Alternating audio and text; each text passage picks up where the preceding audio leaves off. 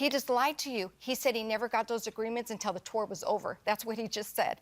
And that is not true. That is a lie. So you don't... And it was never a tour. It was 2 bands that I booked together on the same bill.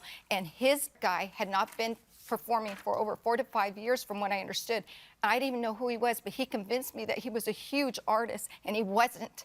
This guy is. Okay, so this is the guy that brought hold the on. people So this to the email, shows. this email that she's showing is dated January 2nd, and the tour didn't start until what, January 11th? Yes. And it's an email from you.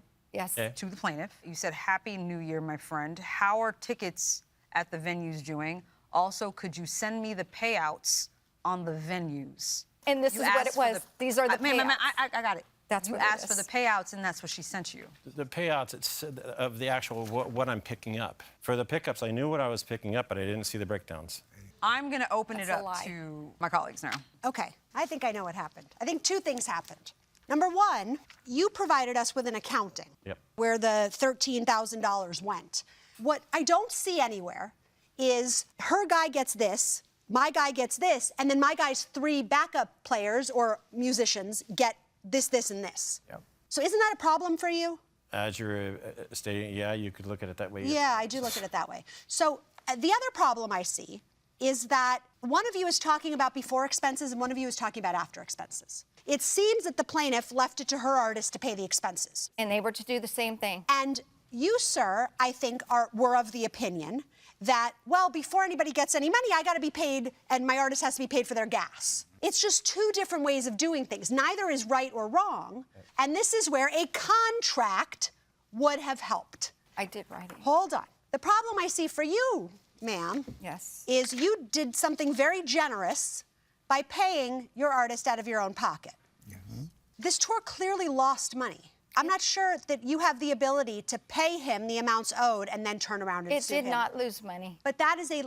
Well, after expenses, it did. Those expenses were never, ever, he never said, we are in charge of his expenses. I understand that, but you have to look at this practically. This was not a success. You got to admit that. Oh, there were a few shows that did not do well, but they all went home with money. What we have here is a lack of communication. But we and you're didn't. on 2 different He wants you to think that, though, Your Honor. No. We talked on the phone almost on a daily basis, and and we talked these payments out on the phone. We are in the God is my witness. You are I in the swear to- business of making music and entertaining people. This is He not... wrote a bad check. There is no one here. Not write a bad check. There's no Yes, one he here did. other than you that has called this man a liar. He was supposed to pay us All every right. day after show, right?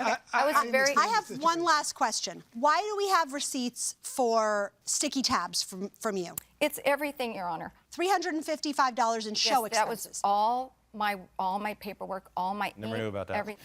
They just say one thing. Yes. Ms. Concetta said that this tour wasn't a headlining tour. This is the poster that went out there, but it shows that we are the headlining that. act, and he was the support act. That's an ego trip thing. It is. Whose headliner is who? It is. It was an ego trip for him. But but it was for you too, No, it because you wasn't. sat here explaining to us that his guy wasn't as big as your guy. We get it. We get it. All right. Yeah, we're going to excuse the parties while we deliberate in this matter. Thank you. What a mess.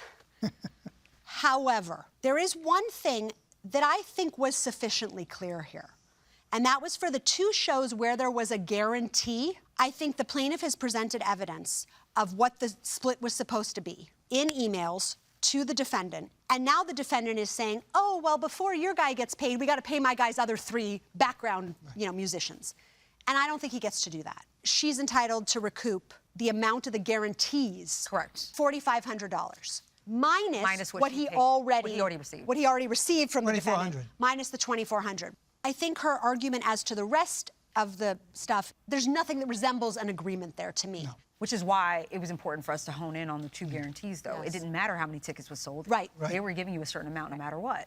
And she's owed that. Right. Good. So, And- or her artists are. So $2,100 that she's entitled to, based on Marco's representation, that she did, in fact, compensate him in full. Yeah. And therefore, she's basically kind of suing on his behalf. Nothing else. No expenses, and the remaining payouts are just insufficiently clear.